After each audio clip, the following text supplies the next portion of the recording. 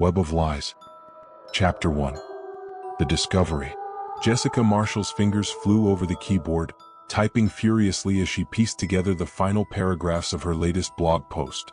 Her blog, Truth Seeker, had gained a massive following over the past few years, drawing readers with its mix of investigative journalism and personal anecdotes. She had a knack for digging into stories that others missed, uncovering secrets hidden beneath layers of deception. But this latest story was different. This time, the secrets she was uncovering were not just about a faceless corporation or a distant politician.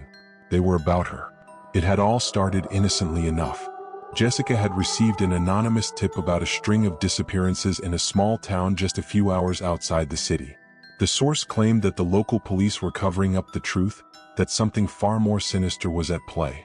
It was the kind of story Jessica lived for, the kind that could expose corruption and bring justice to those who had been wronged. So she had packed her bags, grabbed her camera, and driven out to the town of Riverside to see what she could uncover. Riverside was a sleepy little town, the kind of place where everyone knew everyone else and secrets were hard to keep. But as Jessica began her investigation, she quickly realized that this town was different. People were tight-lipped, avoiding her questions and refusing to speak on the record. The few who did talk only confirmed what the tip had suggested. Something was very wrong in Riverside. The disappearances had started a few months ago, with no pattern to suggest why certain people were taken. There was no ransom, no demands, just people vanishing without a trace. The police had dismissed the cases as runaways or accidents, but Jessica wasn't buying it. There were too many similarities, too many unanswered questions. The deeper she dug, the more convinced she became that someone in Riverside was hiding something. But what? As Jessica sat in her motel room that night, reviewing her notes and photographs, she felt a growing sense of unease.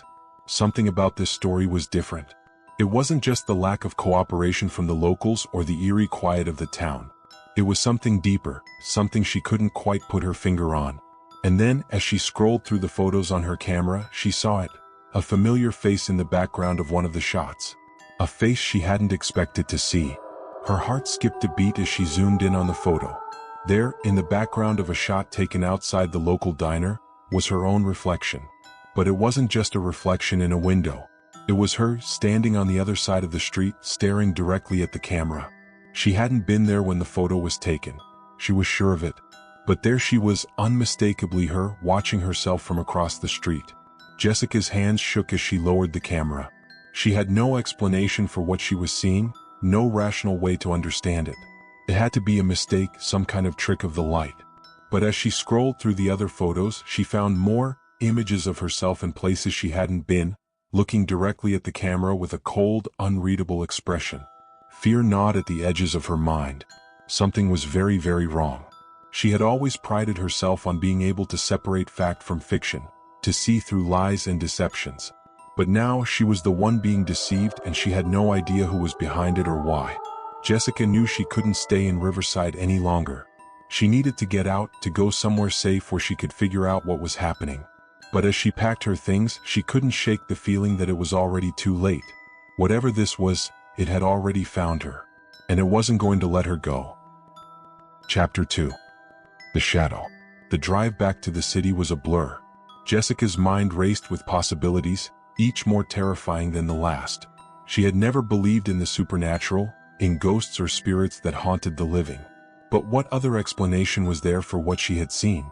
The logical part of her brain insisted that there had to be a rational explanation, that the photos were some kind of trick or coincidence. But the fear that had settled in her chest refused to be dismissed so easily. By the time she reached her apartment, it was nearly dawn. The streets were quiet, the city still wrapped in the darkness of the early morning hours. Jessica fumbled with her keys, her hands still trembling as she unlocked the door and stepped inside. She locked the door behind her, double-checking the deadbolt before collapsing onto the couch. She needed to think, to figure out what was going on. But every time she closed her eyes, she saw that face, her own face, staring back at her from the photographs. She couldn't escape it, couldn't shake the feeling that she was being watched. But by who? And why? Jessica forced herself to get up, to move, to do something, anything, to keep her mind from spiraling further into fear. She turned on her laptop, intending to review her notes again, to see if there was something she had missed. But as the screen flickered to life, her heart sank. There on her desktop was a folder she hadn't created. A folder labeled "Watch Me." Her first instinct was to delete it, to get rid of whatever it was before it could do any more damage. But curiosity got the better of her. She clicked on the folder, opening it with a sense of dread. Inside were dozens of video files, each labeled with a date and time. They were all recent, recorded within the past few weeks. Jessica hesitated, then clicked on the first file. The video was grainy, the footage shaky as if it had been recorded with a hidden camera. The image was of her, sitting at her desk in the apartment, typing away on her laptop. The camera angle suggested it had been taken from somewhere high up, perhaps from a vent or a corner of the ceiling. But that wasn't what made Jessica's blood run cold. It was the timestamp. The video had been recorded just an hour ago, while she had been driving back from Riverside. She quickly clicked on the next file, then the next. Each one was the same, footage of her going about her day, unaware that she was being watched. The final video in the folder was different. It was darker, the only light coming from the screen of her laptop. She was sitting at her desk, but this time she wasn't alone. Standing just behind her, partially obscured by the shadows, was a figure. It was too dark to make out any details, but Jessica could see the outline of a person just standing there watching her. She slammed the laptop shut, her heart pounding in her chest. Someone had been in her apartment. Someone had been watching her, following her every move.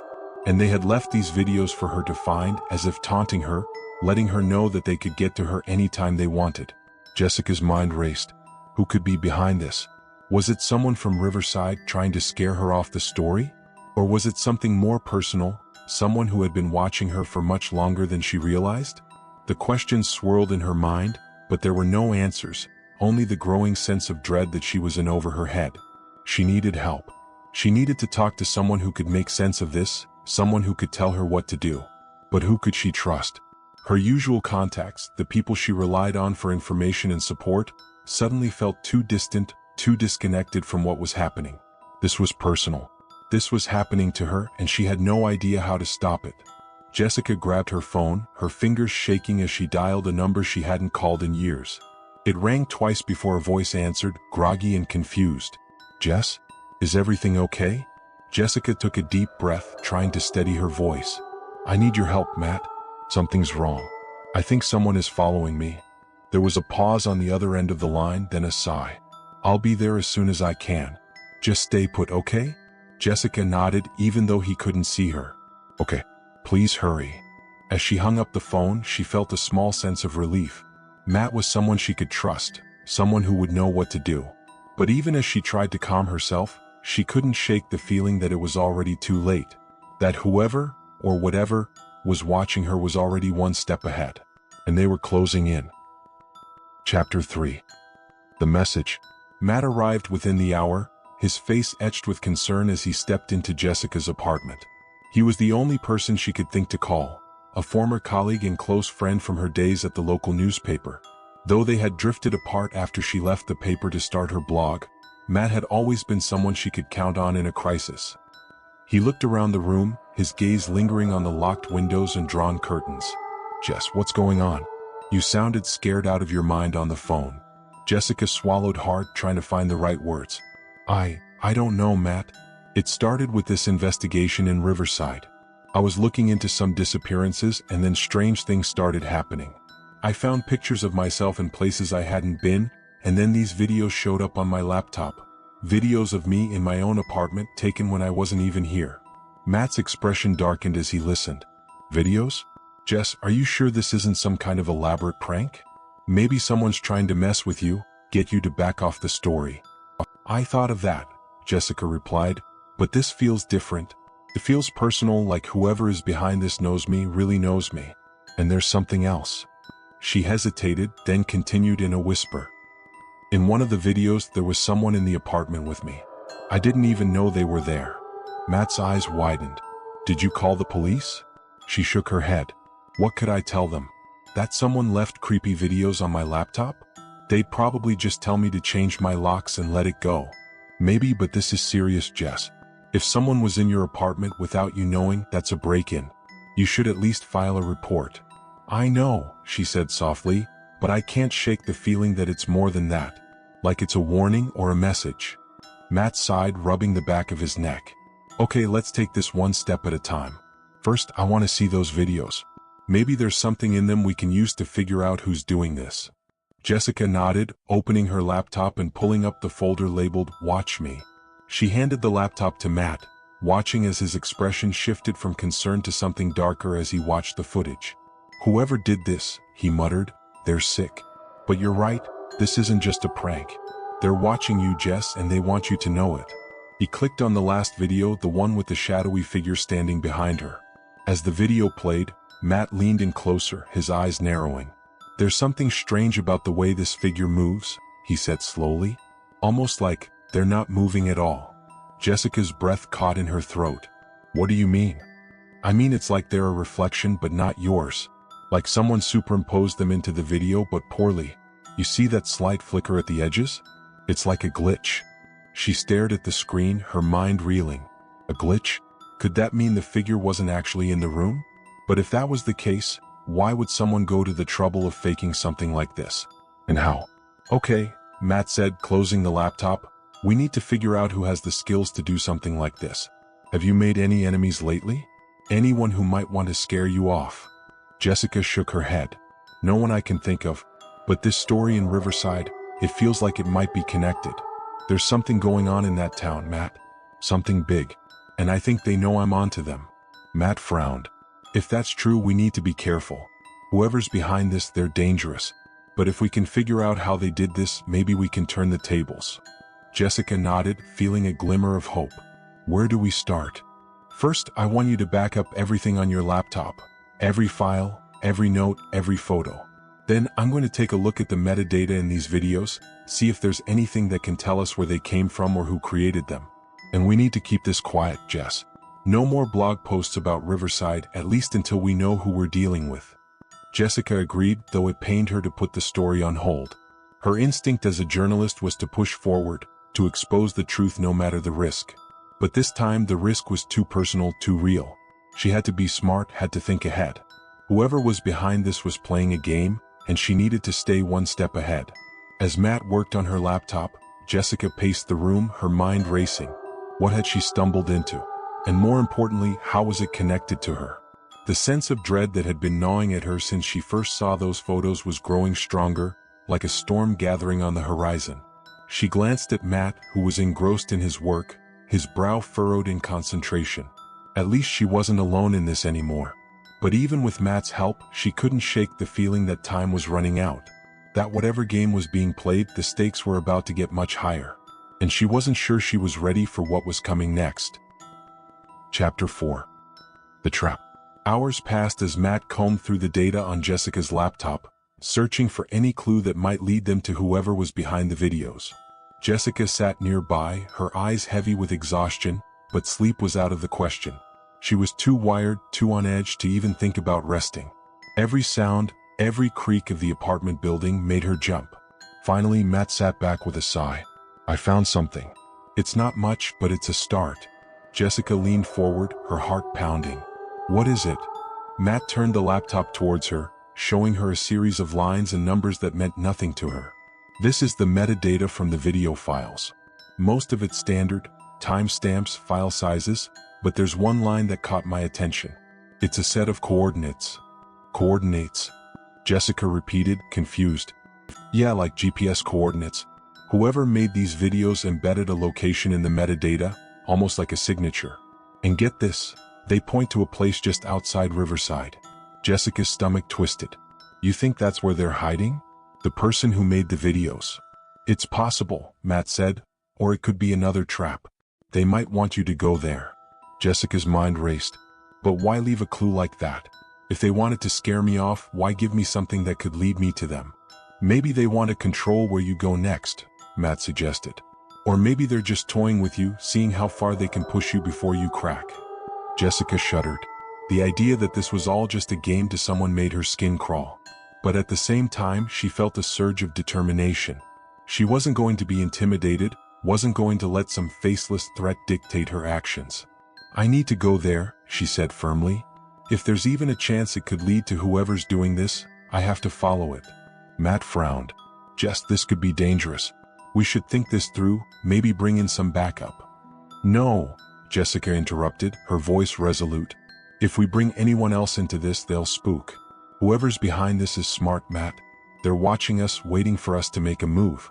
We need to be careful, but we also need to act fast. If we wait too long, we'll lose our chance.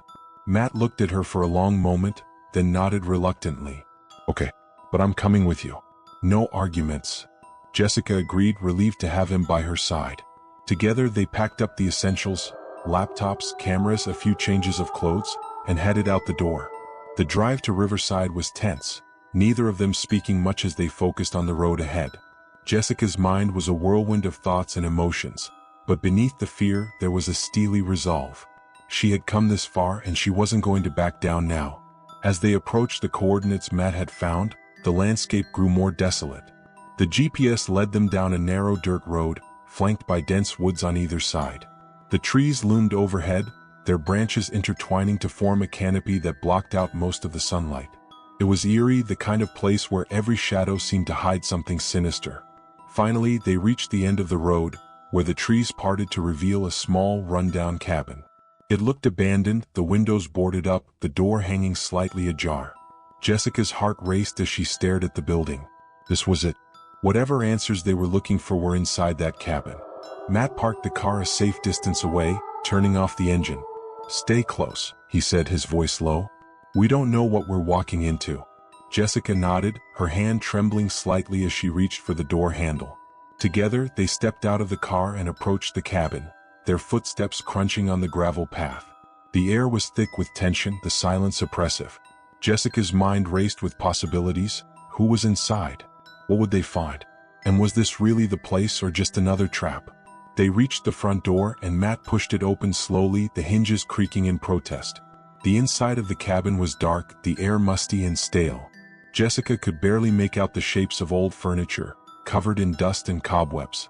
There was no sign of life, no indication that anyone had been there recently.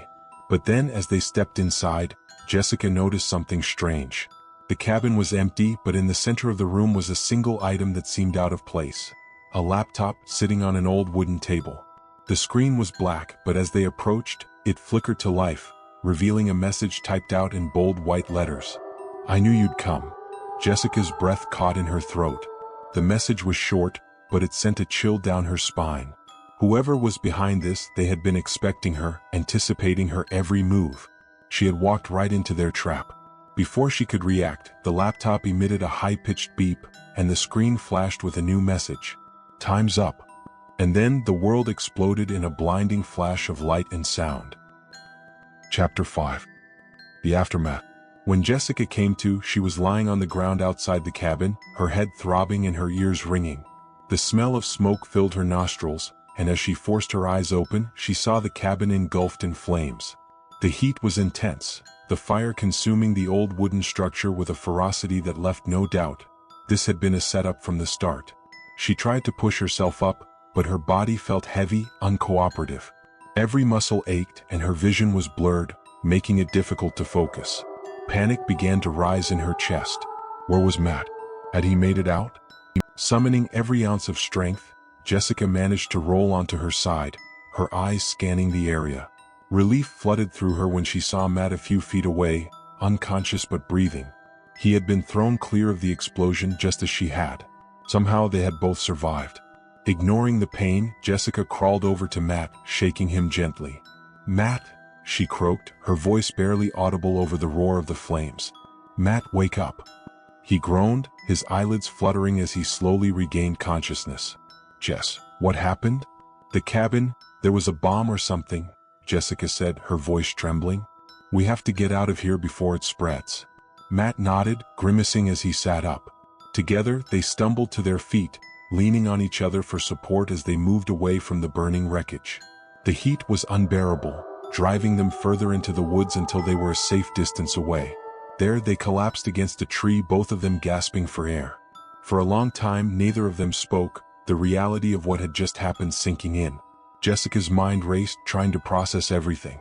They had been lured here, deliberately, by someone who knew exactly what they were doing. Someone who wanted them dead. This was a trap, Matt said finally, his voice grim. They knew we'd come and they were ready for us. Jessica nodded, her thoughts a whirlwind of fear and anger. They're playing with us, Matt. This whole thing, it's a game to them. But why? Why go to all this trouble? To scare you off, Matt replied. Or maybe to see how far they can push you before you break. Whoever's behind this, they're calculating, methodical. They're always one step ahead.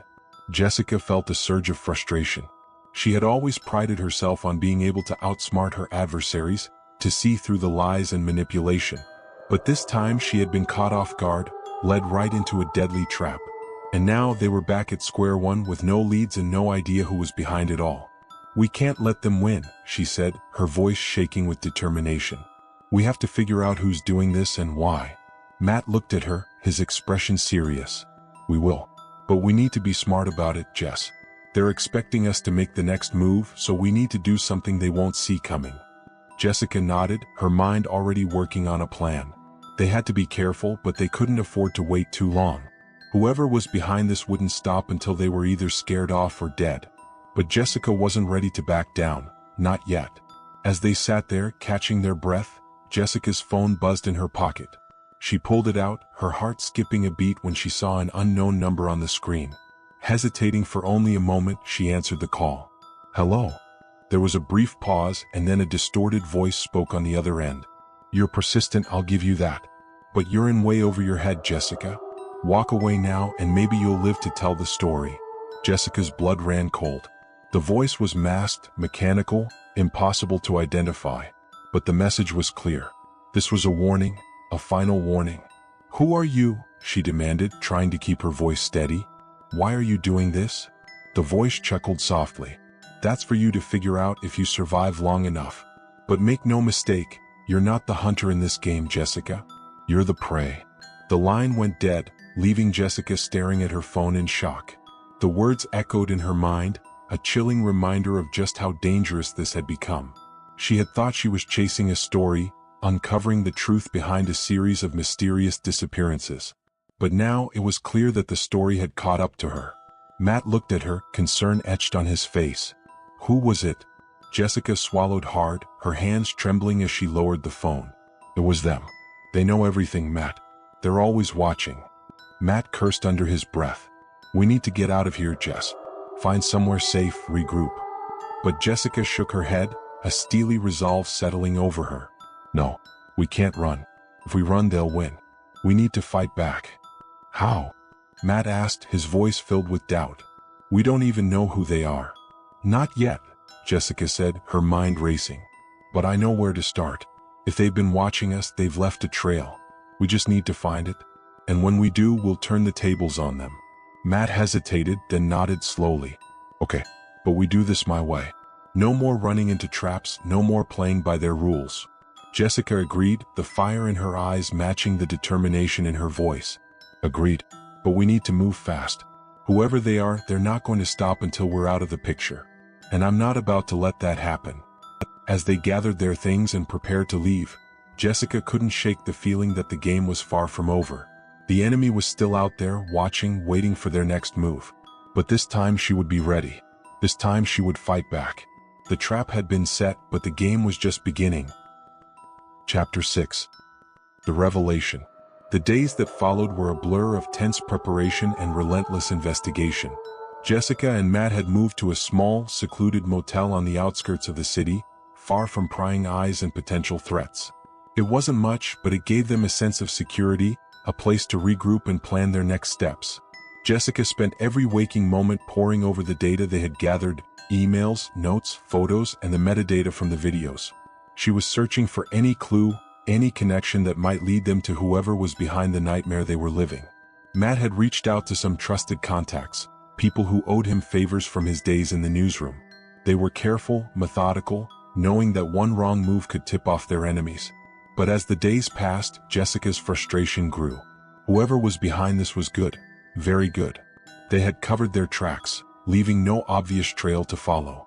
The coordinates that had led them to the cabin had been a dead end, a carefully orchestrated trap meant to eliminate them. But Jessica knew there had to be something they had missed, some small detail that could unravel the whole conspiracy.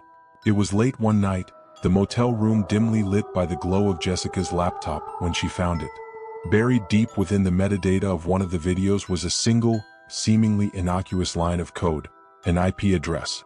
It was the kind of detail most people would overlook, but to Jessica, it was a beacon of hope.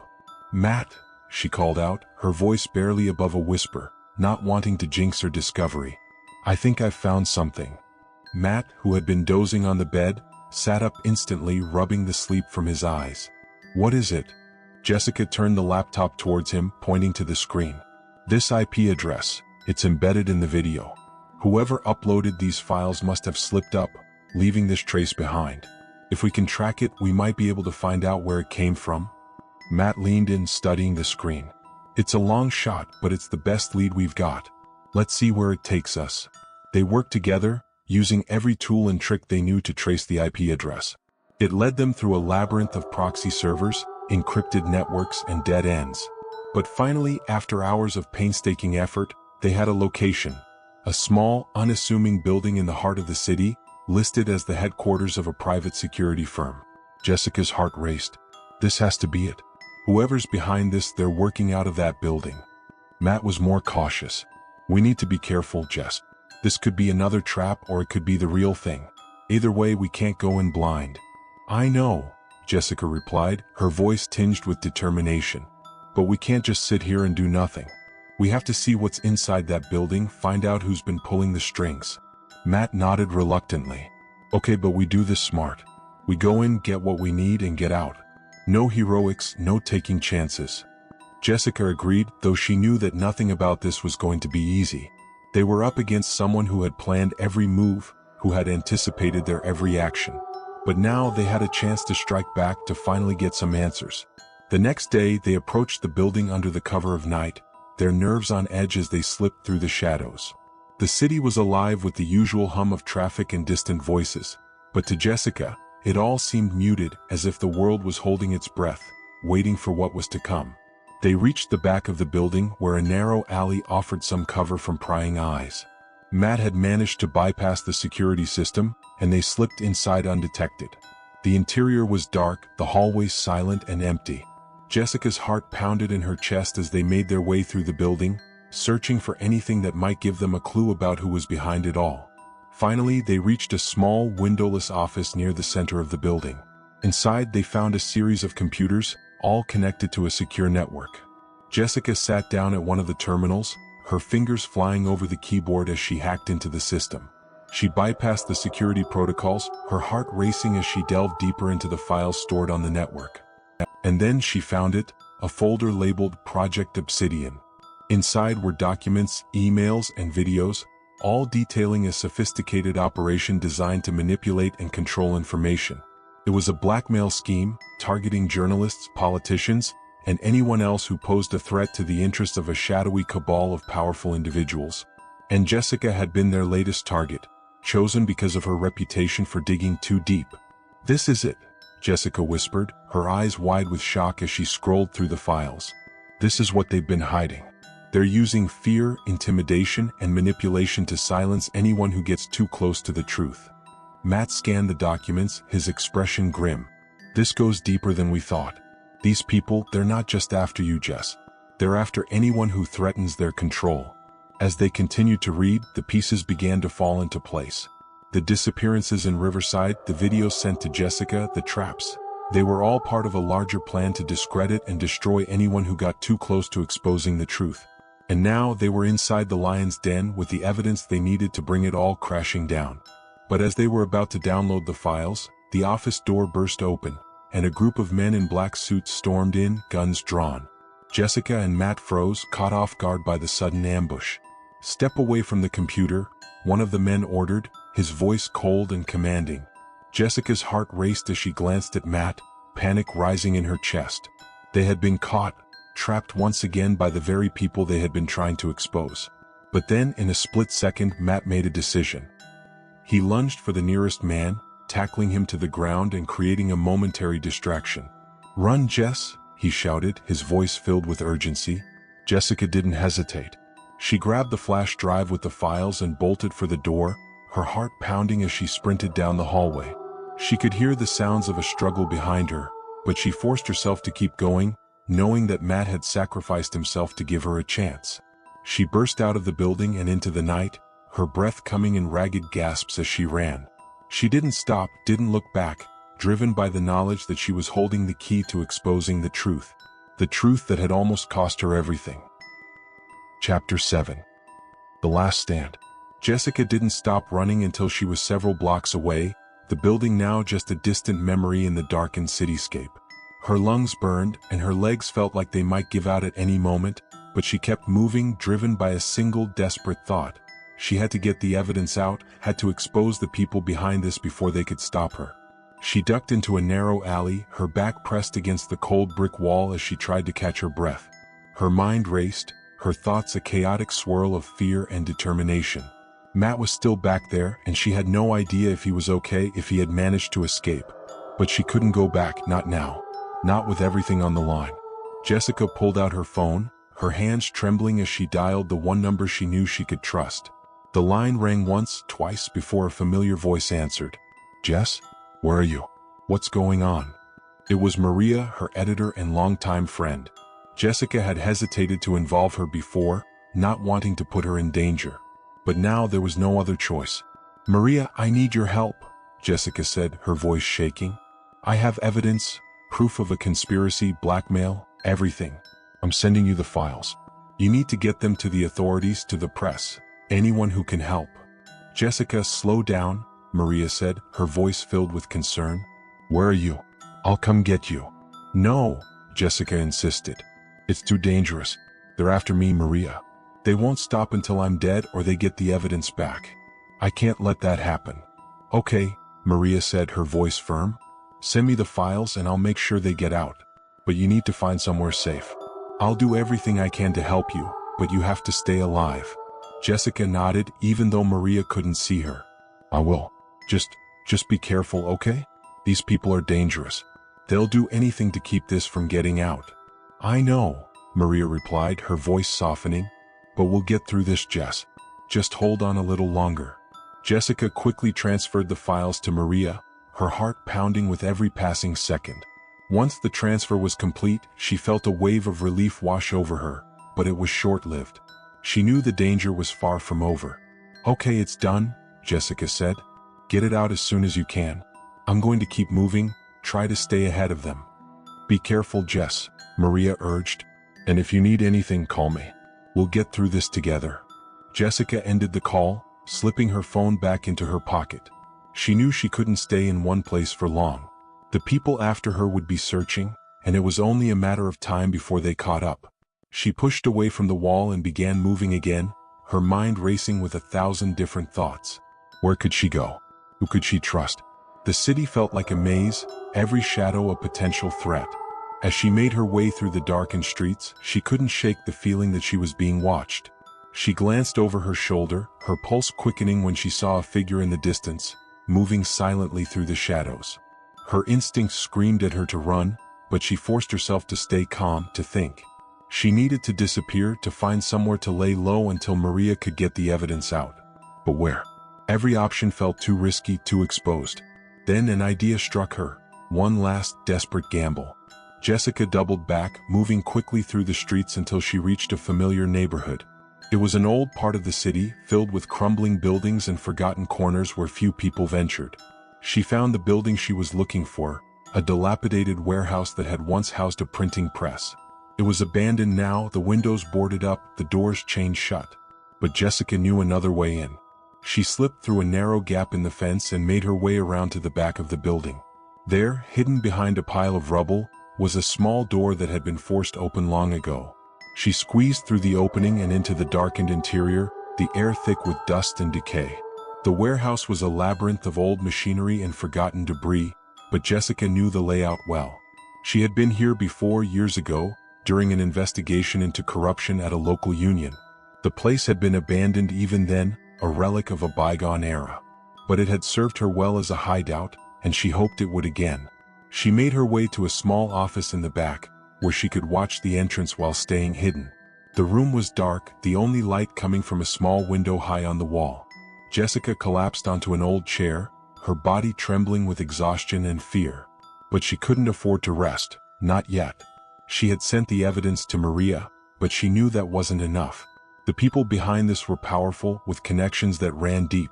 They would stop at nothing to protect themselves, to silence anyone who threatened their control. Jessica had no illusions about what they would do if they found her. As she sat in the darkness, her mind racing, she heard a sound, a faint creak of metal, followed by the soft scuff of footsteps. Someone was in the warehouse. Jessica's heart pounded in her chest, every muscle tensing as she strained to hear. The footsteps were getting closer, moving slowly through the building as if searching for something, or someone. She reached for her phone, her fingers trembling as she dialed Maria's number. The line rang once, then went dead. No signal. She was completely cut off, alone in the dark, with no way to call for help. The footsteps stopped just outside the office door, and Jessica held her breath, her heart pounding so loudly she was sure whoever was out there could hear it. The door creaked open slowly, the darkness beyond it deep and impenetrable. A figure stepped into the room, silhouetted against the faint light from the window.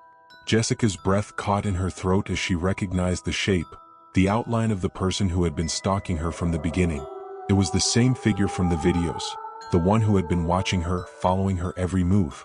But as the figure stepped closer into the dim light, Jessica's eyes widened in shock.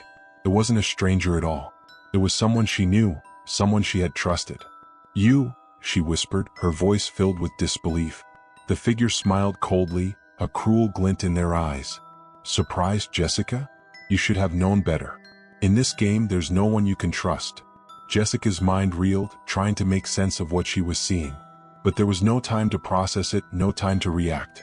The figure raised a gun, the cold metal glinting in the faint light. "Goodbye, Jessica," they said softly. But before the figure could pull the trigger, a deafening bang echoed through the room, followed by the shattering of glass. The figure staggered, dropping the gun as they crumpled to the floor. Jessica stared in shock, her mind struggling to catch up with what had just happened. She turned to see Matt standing in the doorway, his face pale, a gun in his hand. He was breathing heavily, his eyes wide with fear and determination. "Are you okay?" he asked, his voice shaky. Jessica nodded, still in shock. "How did you?" "I followed you," Matt said, lowering the gun. "I couldn't let you do this alone." Jessica's eyes filled with tears of relief and gratitude. "Thank you, Matt." They both looked down at the figure on the floor, who was now unconscious, blood pooling around them. The threat was over, at least for now. But the game was far from finished. "We need to get out of here," Matt said, his voice urgent. "This isn't over. There are more of them out there and they'll come looking." Jessica nodded, knowing he was right. They couldn't stay here, not with so much still at stake. Together, they left the warehouse, disappearing into the night as the city continued to sleep. But as they fled, Jessica knew one thing for certain. The web of lies was unraveling, and soon the truth would come to light.